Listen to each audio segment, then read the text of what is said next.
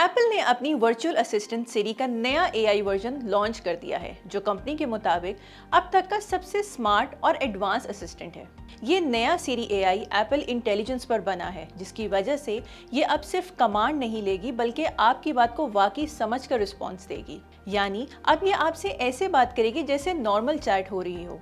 आपको रोबोट वाली फीलिंग बिल्कुल नहीं आएगी। सबसे बड़ा फीचर ये है कि सिरी अब आपका कॉन्टेक्स्ट समझती है, यानी आपके मैसेजेस, ईमेल्स, तस्वीर, यहाँ तक कि स्क्रीन पर क्या चल रहा है, सब कुछ।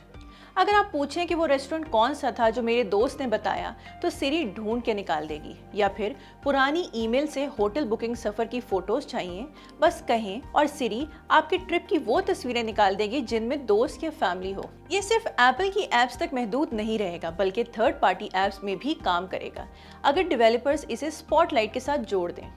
एप्पल के सीनियर नायब सदर क्रेग फेडरिकी कहते हैं कि ये अपग्रेड सार्फिन को रोज़मर्रा काम ज़्यादा आसान और स्मार्ट तरीके से करने में मदद देगा। फिलहाल ये सिस्टम डेवलपर्स के लिए ओपन है, जबकि आम सार्फिन को इसका बीटा वर्जन इस साल के आखिर तक मिलेगा।